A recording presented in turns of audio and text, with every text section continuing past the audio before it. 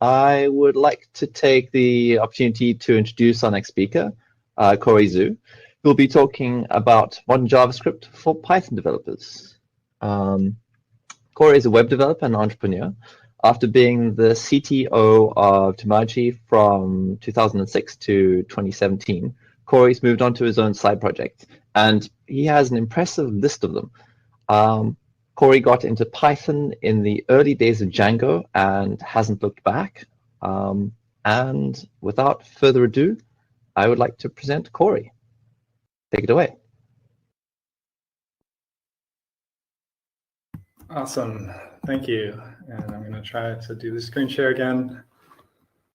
Hopefully this works.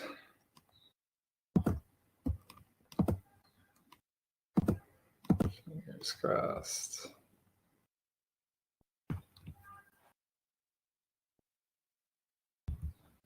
Right. We see you. Perfect. Cool. All right. Thanks. Thanks everybody, and welcome. And yeah, so today I want to talk to you about JavaScript. My wife made me add the slide. I was just going to jump in, but David introduced me, so I don't need to say too much here. But yeah, I was the CTO of a company called Temaji from 2006 to 2017. I remain the top contributor to our main repository, which is a source of pride for me. I'm sure I'll get past soon. And since 2017, I sort of have become kind of a serial side project maker and entrepreneur. So I kind of make internet experiments and try to sell things online. Yeah, so JavaScript. Why are we talking about JavaScript at PyCon?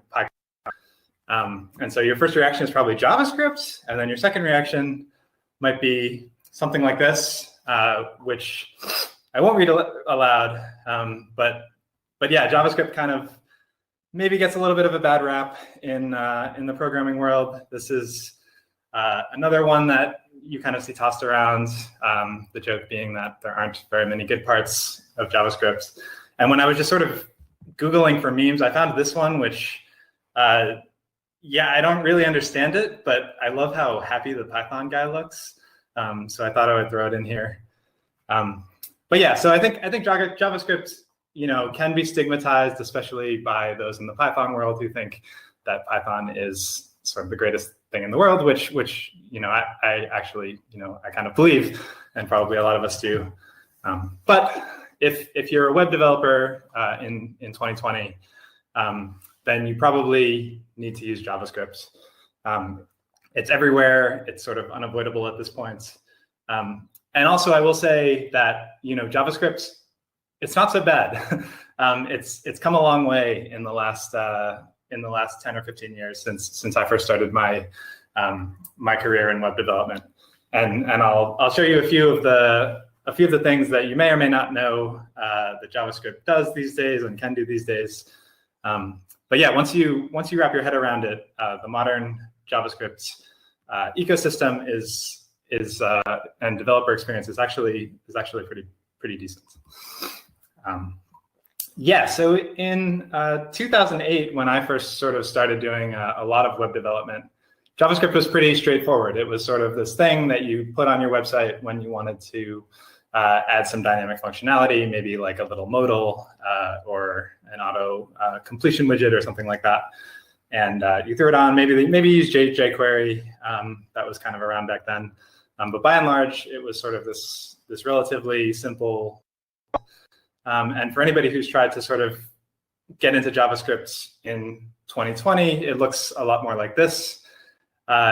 You may or may not recognize some of these logos, all of these logos. But essentially, JavaScript today there's a ton going on. There's package managers, there's frameworks, there are entirely new versions of the language like TypeScript, and it's quite a lot. It's quite intimidating, and especially as sort of someone who identifies as a Python developer, just kind of wanting to use JavaScript to serve my sort of web development needs. It was really difficult to sort of break into this world and figure out what all was going on here. And so my goal is is to teach you, I guess, sort of what I've learned, hopefully what you need to know in order to use modern JavaScript in your web apps in 2020. And I'm assuming you, like me, are Python developers. My background is primarily in Django. I've built a few Flask apps, so a lot of the examples in this talk will be based on Django. And I'll say at the top that this talk is based on a series of articles that I wrote, and I'll link to those in the discourse and in the slides. So there's a lot more detail in there. So hopefully, if I go too fast or I cover things that you don't that don't land, you can always go back and refer to these articles where there's sort of a lot more detail, a lot more depth to everything I'm going to talk about. So I want to kind of start by sort of describing how most front-end code bases that I've worked on have evolved. And so, we would start out where, for me, it's usually Django, but, building out a site using your normal sort of Django or Flask tools, your views and your templates, you realize you need something dynamic to happen on the page. And so you go to Stack Overflow, you find a little snippet of JavaScript that does the thing that you need. You maybe add a script tag to include some library from a CDN, or maybe you copy and paste it into your app, and then you go to one. And this, this isn't necessarily a bad thing. And for small projects, this works totally fine. If your project is not sort of too front-end heavy or too large, this isn't too much of a problem. You can go pretty far. But as your project gets bigger, this can create a lot of problems. Here's an example from one of our repositories at Dimagi. And this is our base template in Django. So this is sort of the template that a lot of our other Django views, our other Django templates sort of inherit from. And you can see here, I don't know if you can see where my mouse is, but we have this pattern where we annotate the request object in Python to say which libraries we're using. So we say, like, are we using NVD3, which is a graphing library, on this page? And if so, then include these 4 dependencies that NVD3 needs. Or are we using data tables, which is a library that sort of does sorting and search for data tables? Okay, well, then we need these 3 libraries. Or are we using type-ahead? And so, there are a couple immediate problems with something like this. First of all, you're loading a lot of scripts on your page, which is bad. Your dependencies are also sort of very far away from each other. Like this logic lives in some base template. The thing that sets the use NVD property on the request is probably in some Python view code somewhere. And then the logic that's actually using NVD3 is probably in a different JavaScript place altogether. And so, and this is quite a common thing to happen to mature or more mature Python apps as they sort of take this ad hoc approach to sort of JavaScript and JavaScript dependencies, as they end up with a lot of this stuff sort of scattered around in different places. It's pretty hard to reason with. And so I call this pattern server first. And it's kind of, you start with the web framework, with the sort of the Django world or the Flask world. It's the most common one that Python developers choose. And I put choose in quotes because you don't really choose this architecture. You sort of stumble into it over the course of months or years of slowly adding front-end stuff to your app. And in this world, as you saw, usually the JavaScript is included ad hoc at the page level. Sometimes that's baked into your template hierarchy. Sometimes it's not. And yeah, like I said, it sort of gets more and more unwieldy over time. And another thing which we'll see later is you're not really taking advantage of what JavaScript can do today. So I kind of lovingly gave this the mascot of the spaghetti monster because, not that your whole code is spaghetti, but your front end code base kind of gets spread around all different places. And so it becomes a little bit spaghetti-like. So right, so is there a better way to do this? And if you sort of start from 2020, I want to build my most modern, my best web application that I can, you'll probably end up finding something that recommends you do something like this. And so in this world, you create two entirely separate projects. You have your sort of front end project, and that might be its own entirely distinct code base. And then you have your back end project. And the only way they know about each other and the only way they talk to each other is through APIs. So these are often run by different processes. One might be running in Node, and one might be running in Python. They might be running on two different subdomains. And this is nice. Like this has a lot of upside. It plainly separates your backend and your front end. And that can be really good especially if you have a team and you have a team of JavaScript people and a team of Python people, and nobody wants to sort of cross the chasm. Then you get this really nice separation. Some of the downsides of this towards the bottom, like your backend basically becomes an API factory. And so like in the Django world, you're throwing away Django views by and large. You're throwing away all of the templating system. Similarly, in the Flask, world, you're not really using Jinja. Flask is just serving APIs. And for us as Python developers, when you're doing development on the front end, you lose that sort of like familiarity of, oh, this is how I've been making websites for the last 10 years, and now you're asking me to like do this entirely new, totally different thing, and I'm only allowed to write APIs.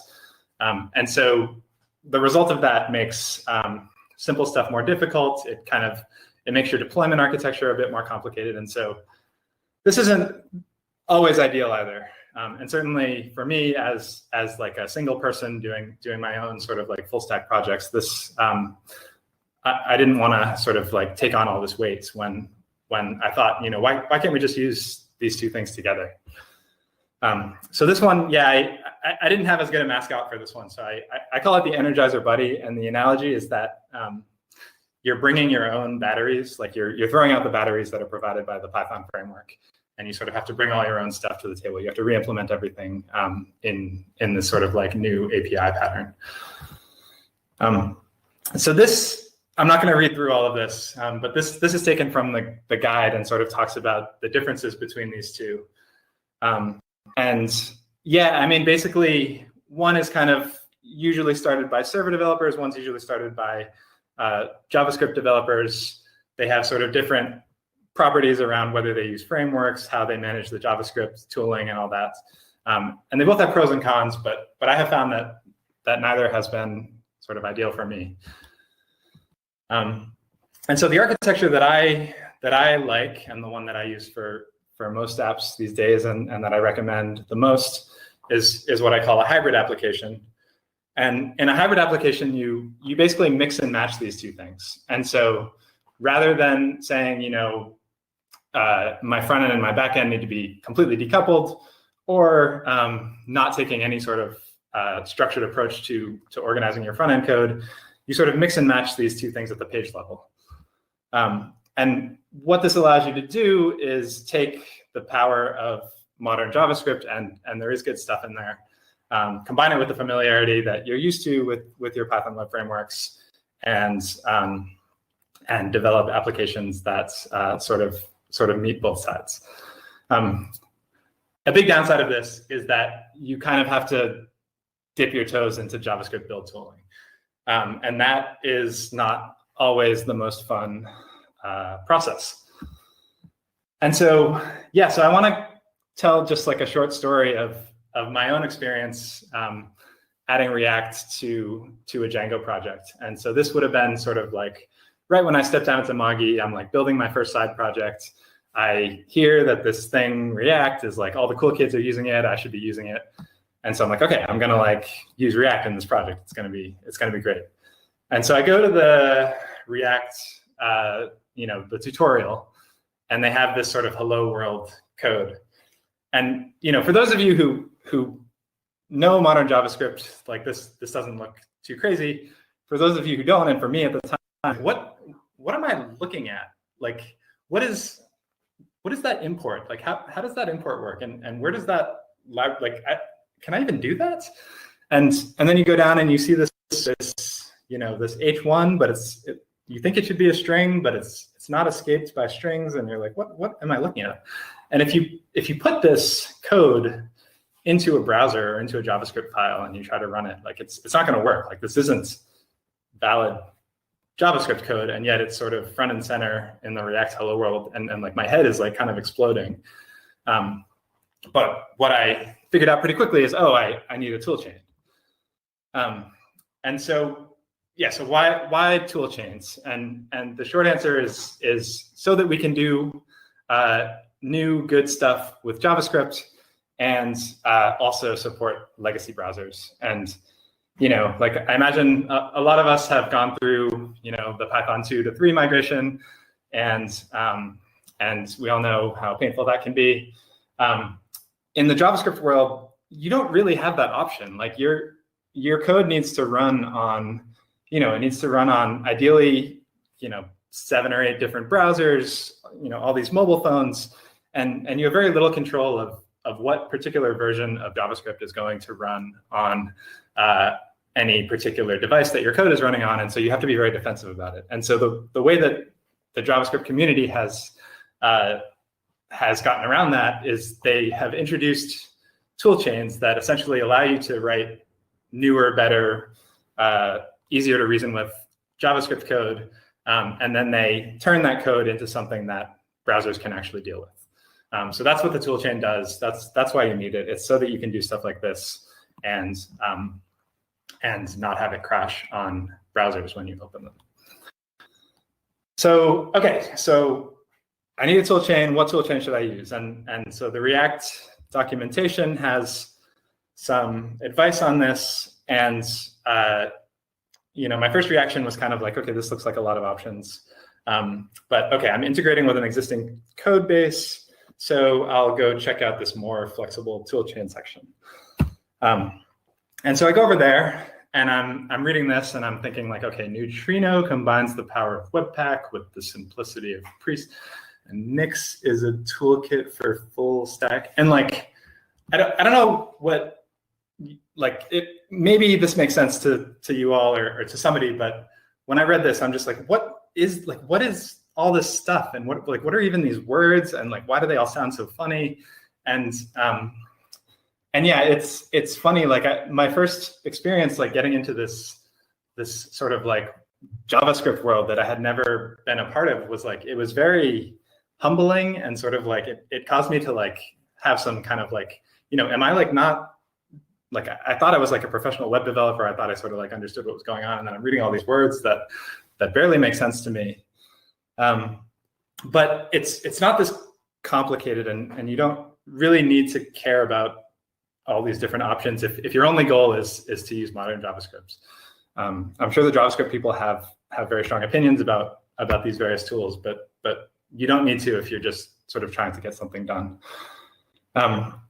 And so, yeah, so these are the basic elements of a tool chain, and most of the tool chains will look something like this with possible replacements of these different specific tools. But essentially, you have a compiler, you have a bundler, and you have a package manager. And I'll quickly talk about each of those individually. So the package manager is the easiest one, and the one-line answer is it's pip for JavaScript. So this is the thing where you'll put your requirements into a file. You'll give it versions. It manages your dependencies for you. It does your installations for you. So it's almost one-to-one with pip. NPM does, they both do other stuff, but you don't really need to worry about that. In the JavaScript world, there's 2 main package managers, and people will argue about which one to use. But NPM is sort of the most popular one, and it's the one that I recommend.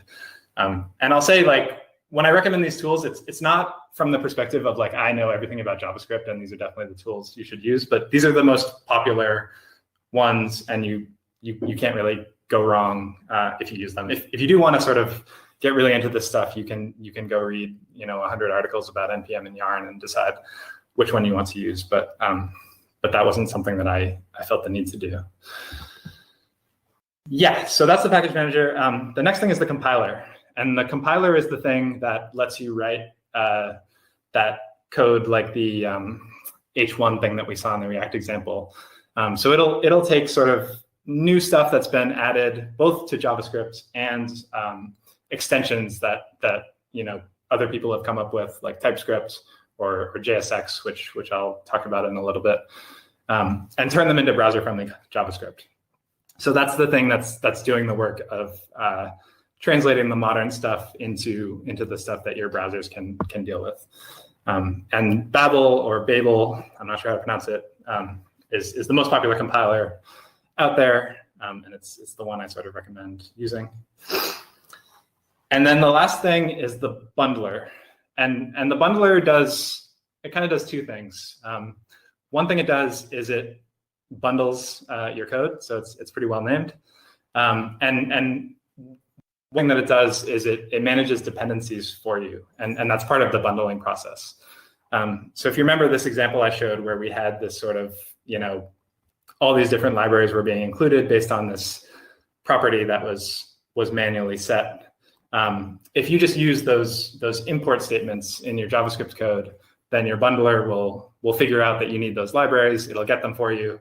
It'll get the dependencies of those libraries, but it won't grab everything that's installed, and it'll sort of figure out what it needs and then create a single bundle file. And so the other thing it does is, you see on this page, there's 20 some odd different files that might get included, and this isn't even sort of a complete example, but it'll take all that stuff and just put it into one file. And so if you have it all in one file, that's fewer requests that your page has to make, which will make your site more performant. And again, there's a lot of bundlers out there, but Webpack is sort of the gold standard and the most popular one. So yeah, so that was a lot of information quickly. But to put it all together, NPM is going to be our pip. It's going to deal with all the libraries that we want to use. Babel will take our modern JavaScript and turn it into browser-friendly bundle JavaScript, and Webpack will sort of take all those things, bundle them together, create this one nice JavaScript file, and we can finally have a hello world. So yeah, so that's a lot of effort, but it is worth it, and it's a one-time sort of exercise that you have to go through. And in the guides, I have sort of very detailed instructions on how you can do all this stuff, set it up in a Django project. In terms of putting it into a project, this is a Django example, and so you have that whole pipeline there on the left-hand side, and then all you really need is that bundle file, right? So then you just treat the bundle file as any other static file, as you would an image or a CSS file, and then you do your normal thing with views and templates, and then you can use any of this modern JavaScript directly in a Django app or in a Flask app by only just sort of referencing this file and having this thing in place on the left to create it. Yeah, so in practice, this is one way you could structure that. And so you'd have your modern JavaScript source files in a project folder. I called it assets. You can call it whatever you want. And then you have some build tooling that takes those and outputs them into your normal static files directory. And then everything works sort of the same way. And this assets folder, it's never referenced or used by Django, but it's used to build your front-end source. And you could keep it outside of the project, but I find that having it inside the project is nice because then you can sort of do everything at once. And really they are sort of dependent on each other.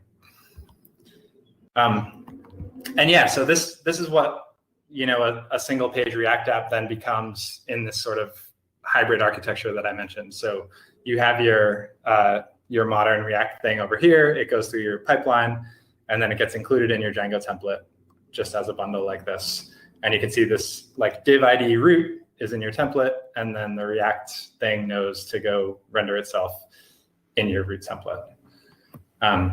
So yeah, hopefully that makes sense. I realize I sort of went very quickly through that, but there is a much more comprehensive example of this in the guide, but that's the basic things of it. And then the rest is sort of, how do you deal with auth and how do you deal with APIs and all of that good stuff. Right. So why bother with all of this, right? So like at the beginning, I kind of said it would be worth it. And it is. Like you do end up in a much better world in terms of your front end code base. And so what's the payoff? Like some things, so like you can use the latest JavaScript frameworks, and they are quite nice. Like it's one of those things where it can be a steeper learning curve to start working with them, but once you wrap your head around them and once you get comfortable in them, they really do increase your velocity. The experience of building UIs in some of these frameworks is quite a bit nicer than sort of your standard document get element by ID add event listener or the jQuery version of that. You get the dependency management, so you don't have to do any of that stuff yourself. All of your JavaScript dependencies can be managed in sort of this import export fashion that I showed in the React example. You get new features and convenient syntaxes, which I'll show a few, and you get there's a ton of sort of customization that is not in just JavaScript, but people who have their own opinions about how to make JavaScript better, and you can leverage any of that stuff depending on what you want to use. So hopefully it kind of gets rid of your front end spaghetti. So yeah, one of the big things you get is ES6, which is just like the 6th version of ECMAScript or something like that. But anyway, it's like later versions of JavaScript, and it's hilarious. Like basically they just like added a bunch of features to make JavaScript more like Python, but they are useful. So one thing they added is arrow functions, which are basically lambdas. And while this looks kind of trivial in the same way that lambdas look kind of trivial, like you just change the syntax of this function thing. When you write a lot of single line functions, then these become really useful. And I'll show you on the next slide, why you end up writing a lot more single line functions. Classes, that's a novel concept. But yeah, so ES6 adds classes to JavaScript. The constructor is basically your init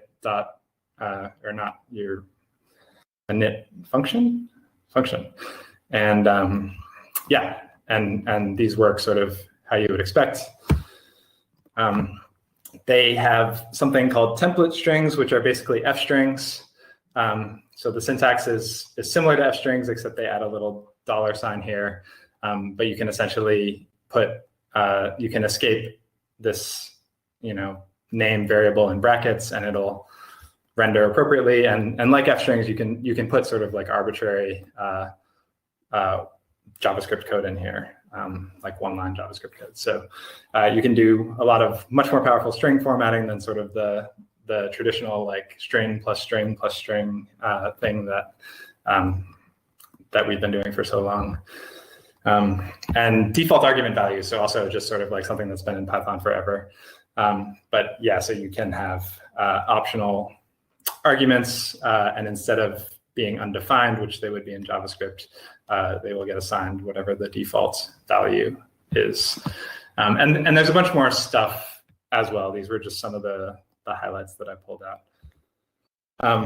Another thing, so this is kind of a React thing, but this is that H1 thing that I showed you a while back. But essentially, it's a language called JSX, and it's kind of like string templating for HTML. And it's funny at first, and it takes some getting used to.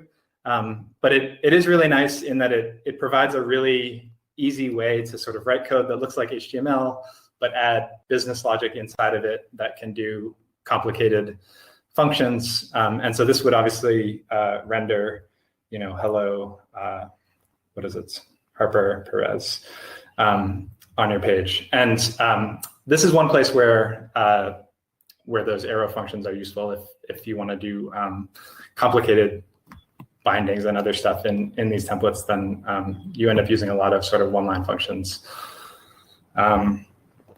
Vue, which is another popular JavaScript framework, has a different take on this sort of, a lot of these frameworks, what they're trying to do is they're trying to make it easier to combine HTML with your styles and with your business logic. And so Vue defines this format where the Vue file is broken into 3 parts. There's a template, which is kind of the equivalent of HTML. There's the script area, which defines the business logic in here of what's actually gonna happen with your data, and then there's styles that get applied. And one nice thing about this Vue example is these styles can be scoped, which means that this style will only get applied to the P's in this file. So it's a nice way to avoid having clobbering your global styles for a particular component. So again, it becomes a nice way to build UIs in sort of a way that the whole UI is contained together rather than sort of being out in a bunch of different places. And that's honestly, that's really the tip of the iceberg. I feel like I know maybe this top part of the iceberg as well, but there's a ton going on in the JavaScript world these days. Modern JavaScript is actually not so bad, and I encourage you to use it and bring it into your Python projects. Yeah, thanks. And so, yeah, like I said, if you want to see sort of code samples and anything else, you can go to sasspegasus.com, which is one of my side projects, and then just click guides, and you'll find like a super long write-up on all of this stuff. And if you want to find me, I'm Sizu on pretty much everywhere, but especially Twitter and ZA Tech Slack. Cool.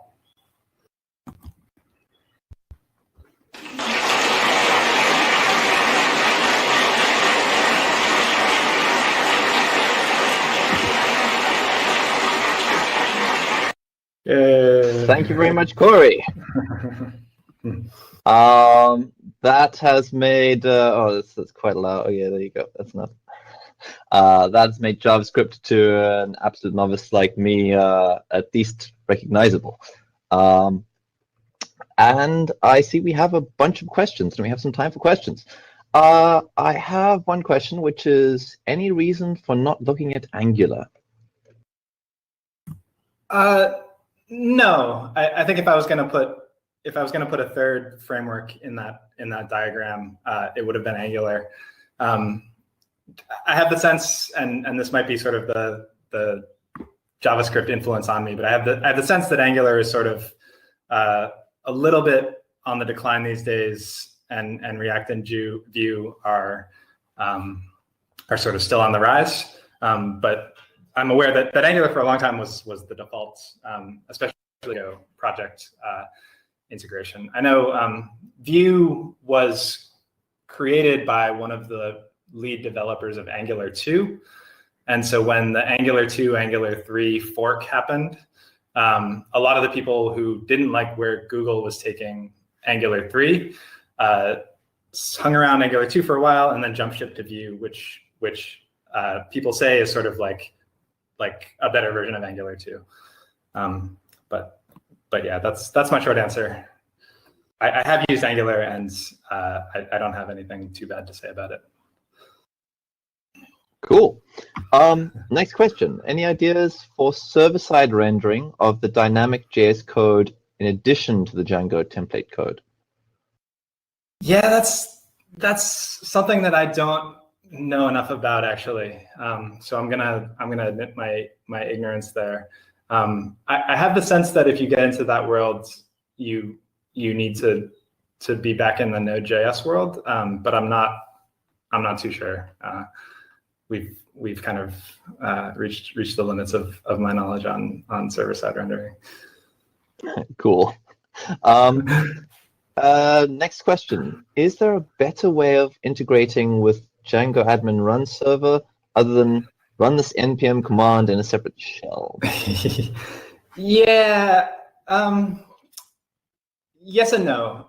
There are libraries that attempt to solve that problem for you. So I think there's something called like Django View Loader, for example, that tries to dynamically sort of compile and put a view like a view pipeline into like directly into a Django template. I found that the npm flow has been totally fine, and as a personal preference, I like sort of using the bare metal tools, because I find that often these libraries that have been written specifically for Django, like they work really well as long as you don't have a use case that they haven't thought of, and then the moment you sort of break out of that, they can be really hard to configure and troubleshoot, and you end up wishing that you had sort of just started with the bare bones tools. That's my experience, but I haven't tried a ton of other ways. I've never felt the need to find a better way to do that. It's good to know. It's good to know where things are dangerous. And I should say that it's easy to have, the equivalent of like how run server auto reloads. Like it's easy to have that set up in your npm, so you can watch for changes in your JavaScript files, and then the experience is quite the same. You're just running two processes instead of one. But you don't have to like rerun the npm command every time you change a JavaScript file. Yeah. Cool. Next question. Have you ever used or do you know about Dash? If so, do you have an opinion? I have heard of it. I have never used it, and so I do not have an opinion. Cool. But another question. How do one test a Vue component? Every time I touch it, I miss PyTest. Yeah, my experience with Vue is somewhat limited. I have the sense that there is sort of a canonical answer to this, and if you go into the Vue docs, they have opinions about that, but I don't, off the top of my head, know what the answer is. Front end testing is another one of those things that is a big initial investments, and I haven't managed to get over the hump on all of my projects, but once you get it all set up, then the experience of writing front end tests is not so bad. Cool. Then is ES6 still full of foot guns, like letting you pass more arguments to a function than it accepts? I like the expression foot gun. It's great. Yeah, so I know that they have sort of strict mode, and I believe it is intended to catch a lot of those things. Also, sort of like a lot of the common gotchas of JavaScript, like scoping variables properly and things like that. So I think you can run your build pipeline in strict mode, and it will catch a lot of those things for you. I don't know specifically about that one, and whether that's something you can sort of set a rule for. Cool. And one last one, I think, which is Redux. Have you used it, and is it worth using? I have dabbled in it not on my own projects, but for other projects. I think it can be worth using if for a big complicated React object or project. My sense is it's just like a giant global state dictionary. And so like for people who know React, one of the annoying things is you kind of have to like pass state around and push it up and down between like parent and child components. And I think Redux sort of says like, no, this application has this global state and everything can access to it. And so if your workflow, if that sounds like it would be useful for your workflow, then I imagine it's worth looking into. For small applications, I haven't had the need for it. Cool. I think we've there's some people typing. I don't know if there are any more questions. Or okay, no. Thank you very much, Corey. Awesome. It's been very Thanks, everybody. enlightening. Yes. I believe we now have a short break before the lightning talks, which will be in room 1. So, Corey, thanks again. Thank you, everyone, for listening. See you all at the lightning talks. Thanks, everybody.